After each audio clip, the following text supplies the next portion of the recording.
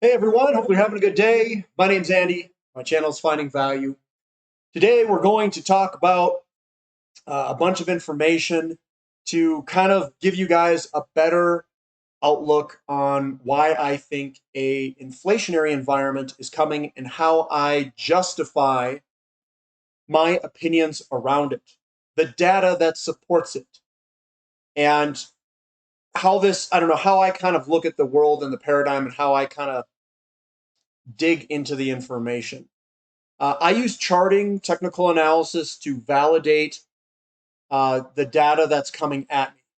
And then I compare it to historical, um, we'll call it historical returns during certain market conditions.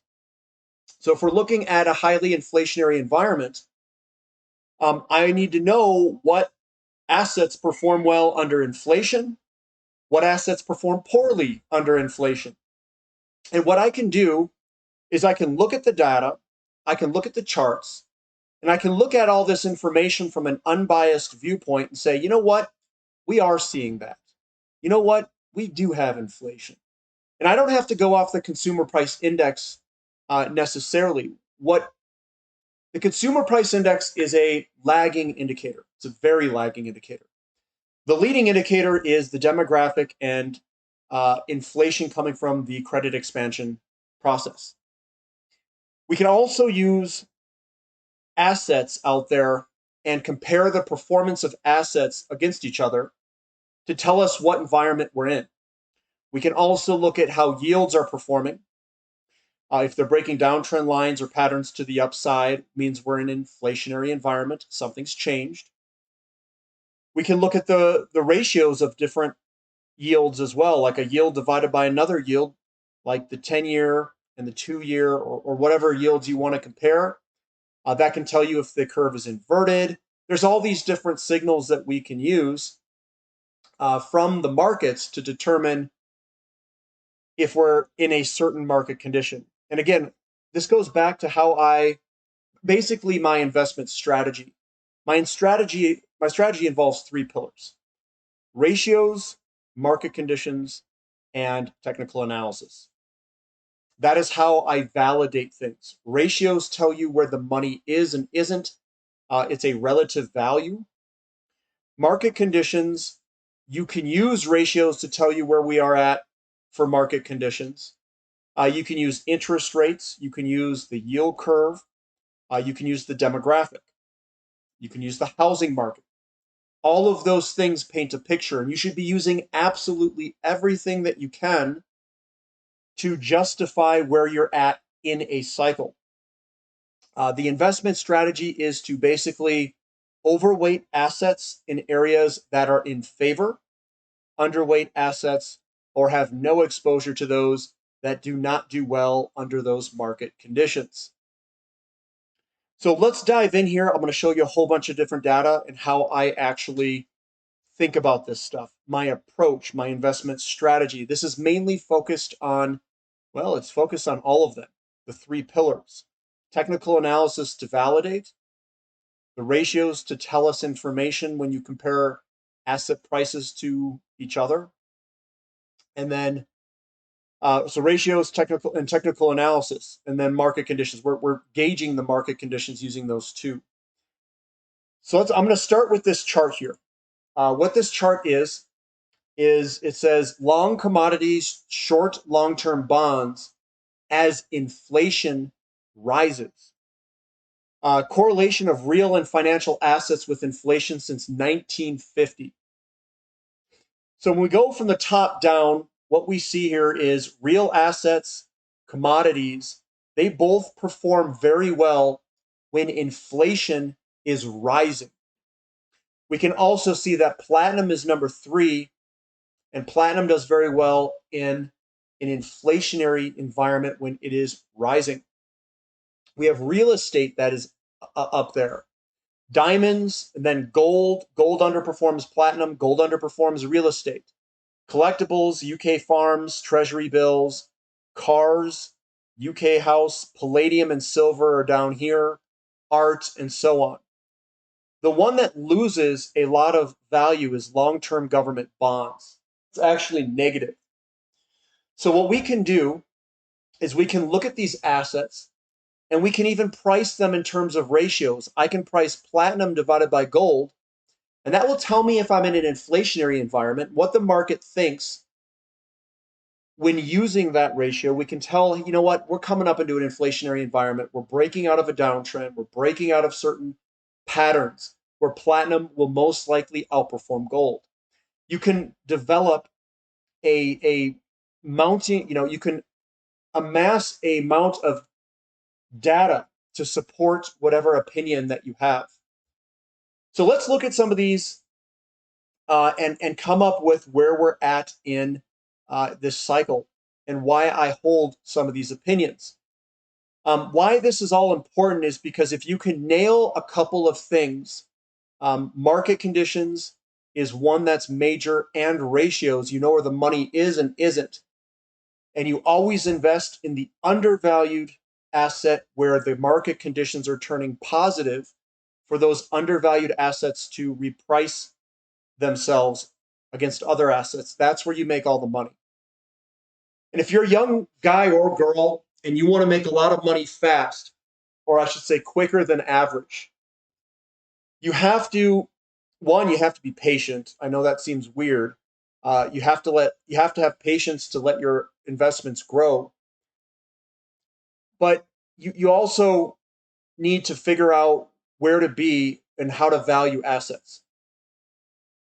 When to buy and when to sell is absolutely a requirement if you want to make a lot of money and extract the most amount of value out of the markets. You cannot make money when you do not know how to value anything. It is impossible because you're just going to make it on sheer luck and then you're going to lose it at some other point. So we went over this. We know kind of what outperforms in an inflationary environment. Let's do some comparative analysis here. So what I've got is stocks to gold ratio here, but let's go. I'm going to go to the platinum to gold ratio and stuff. So here's platinum to gold ratio.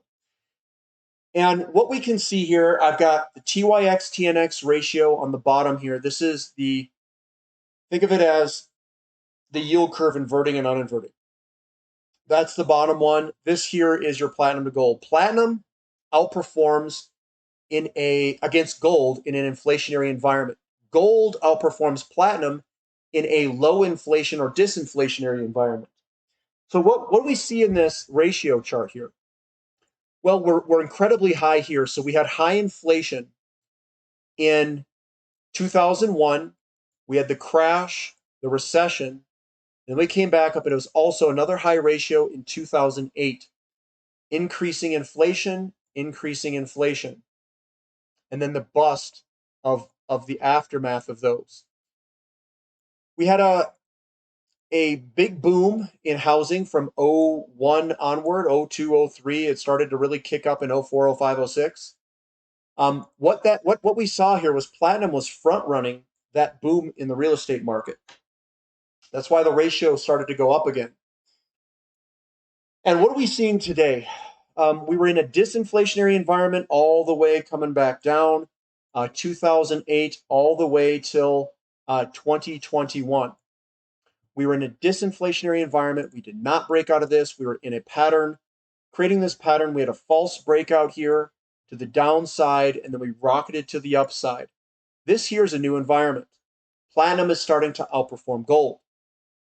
Now, we've moved sideways for a while, consolidated on top of it, waiting for the right time, for whatever that time is, the platinum to outperform gold. So we've broken the downtrend, we've broken the disinflationary environment, at least from the platinum to gold ratio, and I think we're going to go higher where platinum's going to outperform gold. I think that an inflationary environment is coming, and I'll mount this evidence as we go. Platinum versus palladium. In a disinflationary environment, palladium outperforms. There's your disinflationary environment. This was in 2009. This is all the way at the bottom of 2020 where it peaked on a low for this ratio. When platinum outperforms palladium, we are in an inflationary environment. This is in 2001 going upward. all the way till the peak of about '09. And then we have another one where we're starting to work our way up. We have a little basing pattern, and we're starting to work our way up. So I think it's potentially possible that platinum could outperform palladium because an inflationary environment is coming. And this is also evidence of that occurring. We can look at the platinum to silver ratio. Again, platinum outperforms silver in an inflationary environment. We had an inflationary environment. It went up. We broke out of the pattern here, and we are doing a retest of that breakout. I think an inflationary environment's coming because we've broken the falling wedge to the upside. We're sitting right where I would buy it, and I think we're going to see an outperformance of platinum versus silver because of the inflationary environment that is coming. When does this outperform? Look at the TYX TNX ratio. This starts to go up right as we go up in this ratio. As you can see, when it falls back down, we fall back down. Now, this thing was definitely in a disinflationary environment as we were coming down. And the TYX TNX ratio, it predicts gold very well, but it does not predict platinum pricing very well. As we can see, there's a break between a lot of these moves and the price of platinum. So I wouldn't use this as a good indicator down here for this particular ratio comparison. But I do think platinum is going to go up. So let's look at some of these things, mount some more evidence of that occurring. So we look at, these are yields, TNX, the 10-year yield. I'm going to go on logarithmic here. This is a peak in the rising interest rate environment. We go all the way down in a disinflationary environment to the bottom here of a capitulation bottom of 2020. We've rocketed higher, and now we are in a inflationary environment as we have broken the downtrend line of the 10-year yield. There's your trend line, and we've broken to the upside. We do have a flag pattern, and we could go higher on the 10-year yield. If we go higher, it's an inflationary environment most likely. Or we have a problem with our bond market, which is a possibility. But bonds typically go up in inflationary environments or rising interest rate environment like we had in the 1960s and 70s and all the way till the early 80s. We put in that Batman kind of pattern or a head and shoulders topping pattern, which is an end of move type pattern. And now we put in the reverse. It's a inverted head and shoulders that we are moving up with. We have two end of trend patterns that we see. We've got bottoming patterns that look exactly like this in a bunch of oil companies, in a bunch of commodity companies. Even energy service companies possess a lot of these bottoming patterns. So that's some more mounting evidence that with the interest rates going up, that inflation exists. And why? What is the link there? Inflation puts bond yields, if the inflation is at a greater inflation rate than your inflation rate. Sorry, if your inflation rate is greater than your interest rate, the bond market will sell bonds to try to find a real return. So the bond market will move interest rates up, or the selling pressure in bonds adjusts the interest rate to what they think is an acceptable level, given the supply and demand of bonds, is what the interest rate is, the clearing mechanism. So we've got that information that is also backing us there. I can also pull up stock to commodity ratios that are also in favor of an outperformance of, say, gold. So a lot of these moves, they do take some time, but they outperform during certain periods. This is from 1965 peak all the way to the bottom of 1980. This is where gold outperformed stocks in that move. We do have another move that is coming. We peaked in the year 2000. We came lower. the housing market had a big bust and it rotated and turned up for a little while. I do think that we are going to compress back down, perhaps all the way to a very low level like 1980, which is possible. Now, I kind of drew that in there. You could even take this guy here and project it up perhaps like this and say that this is an inverted flag pattern perhaps. We draw, where's, whoa, where's my drawing tool here? Oh, there we go, it's right here. Sorry, wrong one. There's your inverted flag pattern. It'll break and move down. So that's probably the most likely thing that I can see here is that we're probably going to break to the downside. Why do I think that's the case? Why could this not break to the upside? Well, that's the interest rate. The interest rate environment, and where we're located in terms of how high this ratio is too. We're very expensive for the Dow Jones in relationship to gold. And with that increasing interest rate environment and the potential inflation that's coming, I think it's going to break to the downside at some point. So I think it's further evidence that the gold price will outperform Dow Jones. Gold is cheap against a bunch of different um, asset classes and different indexes and stuff like that. Gold is cheap to stocks, like I showed you here. Gold is cheap to the M2 money supply. Gold is cheap to bonds. And if we look at bonds and we look at TLT, this is the 20-year. Remember that first chart. Long-term bonds underperform during inflationary environments. So what does the bond market look like? Well, the bond market's been creeping up the entire time during the lowering of the interest rates. When I showed you TNX, remember TNX? Let's add it to our chart in the bottom here. TNX was falling, falling, falling, falling, falling. And then we have this inverted shoulder, head, shoulder. Conversely, we have a peak in a shoulder, head, shoulder, which is a topping pattern for TLT.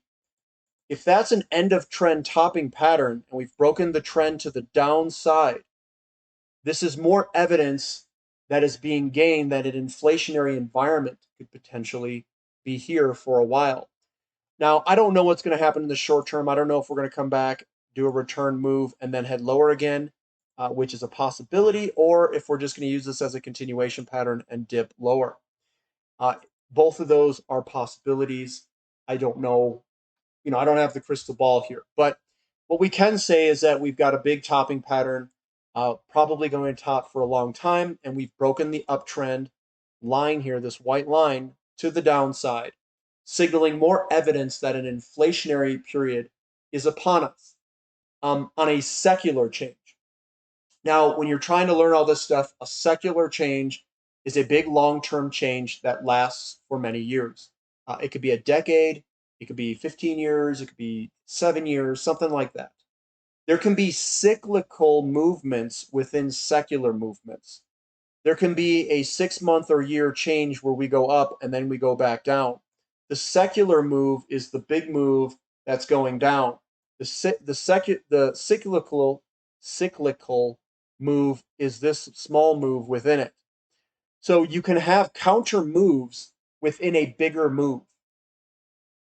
So, keep that in mind. And what we're watching is the TLT is an inverse. It'll run inverse to whatever the 10-year yield does. Their selling pressure is higher yields. So it's more evidence that that is occurring. We can also see, we can look at crude oil on a long-term big picture view using crude oil as well. So if I were to use crude oil, and I'm just blowing this up so you guys can see. So crude oil, what happens is we've got these kind of consolidation periods. Like in the 1980s, we consolidated sideways for a very long time in crude. We broke out in 2004 and went to an all new, entirely higher level. We've been in a consolidation period. This consolidation period is this period here, where we consolidated sideways in this pattern here, and we had a false breakout to the downside, capitulation bottom. We've broken that consolidation period to the upside here. We've broken out, we've done a retest, and now we're starting to move higher from that retest for crude oil. This is further evidence, because crude oil is one of the most inflation sensitive commodities, that inflation is at a new, entirely different level. You can use crude oil as justification for this. You can use TLT, the bond prices breaking to the downside. You can use yields, the TNX breaking the 40-year downtrend line. You can use ratios like platinum outperforming gold and the breakout of that downtrend line, platinum outperforming silver, platinum outperforming palladium, and all of the downtrend line breaks that that ratio has. I can't find any evidence to the contrary when I look at all of the things that are out there. Uh, all of the inflation sensitive assets, like commodities, are starting to continuing to break to the upside. Again, we can use this as further evidence for this to happen. We had a consolidation period, which is this pattern here. Patterns like falling wedges, sideways patterns like this here, those are both consolidation periods. These are run-ups between the consolidation periods. This here is a commodity bull market, and this here is also the real estate cycle going into an expansionary phase during that time frame. They are 100% linked, 100% correlated. Now, it doesn't mean that every up little move in these little moves are going to be the same. It just means the big move is correlated to the other big move in expansionary phase. We are coming under the same market conditions of the real estate market coming to an expansionary phase. Again, further evidence that we are in an inflationary environment because of everything linking up like this. This is your first wave move, is this guy here. Your second wave is the pullback. That's your consolidation period. The consolidation period are those that have pullbacks that create falling wedges, pennant formations, whatever formation it creates. We've broken that to the upside. Another inflationary impulse move, I think, is potentially coming. We can use this because what we're using is the data of an inflationary sensitive asset, which is commodities. And this here is signaling a breakout of that occurring. We can also look at the CRB to S&P 500, take a big picture view, and get even more evidence that this is occurring. Disinflationary period is when stocks outperformed during this period and money went into stocks and not into commodities. This is disinflationary. That is when the real estate market is in a recession that comes down, and then it goes into a new era of low inflation and a recovery phase of real estate. Now we're going into an expansionary phase. We've broken that downtrend line, and commodities are starting to outperform stocks. We've broken the downtrend line. Something's different, a new paradigm where commodities will outperform. And we just recently had a nice big falling wedge that we've broken to the upside here just recently. So we saw that commodities in an inflationary environment outperform stocks. Here's further evidence that the commodities are outperforming the S&P and that something has changed. So if you look at all of this and you kind of compare all this information, what I'm doing is I'm just taking information and data and consolidating it all up and giving my opinions on it. We're seeing all of the evidence point to an inflationary environment. And all of the evidence from that I can gather against ratios, and I didn't show all the evidence, I showed just some of it, with platinum outperforming gold, platinum outperforming silver, platinum outperforming palladium. That is also showing evidence that a potential inflationary environment is coming. Then you look at yields, breaking the 40-year downtrend line. Potential inflationary environment is coming. I can't find any evidence to the contrary that is from data that is unbiased data. Someone could say, the housing market's in a bubble. It's an opinion. That's not evidence of, that's not raw data. So someone could say that that is the case. Now, what I would say is, okay, let's look at the home builders. If that is in fact the case, we would see a move to the downside in a home builder, and this is Lennar Corp. If you notice, we can see a shoulder, head, shoulder with a neckline here, and that peaked out in 2005. And in 2006 and 7, the real estate market of existing homes was going up dramatically to levels that was a buyer's market. We aren't seeing the inventory increase, which is further evidence that we are in a commodity bull market and that inflation is still being driven. We also can see that we're at all-time highs for this home builder, and we are continuing to go higher. We've broken the pattern here. The big consolidation zone is this consolidation zone here. We've broken the pattern here, and we've broken this, and we're in a new uptrend. We just started this new uptrend in the home builders. This isn't just Lennar Corp. This is against a bunch of different home builders that are making new all-time highs. Meritage Homes, the same thing. We are breaking to the upside in all of these different home builders. And some home builders aren't making new all-time highs, but a lot are moving in that direction. What do you think the likelihood that the market is wrong on these home builders? And they're wrong on yields. And they're wrong on the platinum to gold ratio, platinum to palladium ratio, platinum to whatever ratio. That they're wrong on the Dow Jones to gold ratio. I don't think there's the likelihood that they are all wrong. You can see some markets, maybe they're wrong or mispriced in the short term. These are all long-term charts. The long term is driven by fundamentals. It's not driven by news. It's not driven by emotion. It's not driven by short-term weather patterns or whatever it is. It's driven by fundamentals in the market. Well, that's the evidence. The evidence is we have a home deficit of 6.5 million. We have low inventory. We have home builders making all-time highs. We have 10-year yield breaking to the upside. We have platinum and all those ratios all favorable. Everything is favorable, guys. Everything. This is what can change your life. Knowing this information, knowing how to look at the markets, how to discern what is important and what isn't important. Taking unbiased information from the markets and weaving a story or weaving a potential, it's not really a story, it's taking the evidence and drawing correct conclusions from the data and the evidence that you have. That is the conclusions that I'm drawing from the evidence and the data. Let me know what you guys think in the comment section, if you agree or disagree that the commodity bull market's coming. I'm doing this so I can kind of sum up basically the evidence that we have today. Think of it as a thesis update, almost. And again, if you guys like this type of analysis, I do a lot of stuff with fractals. I do a lot of stuff with individual companies on how to maximize the returns given the risk.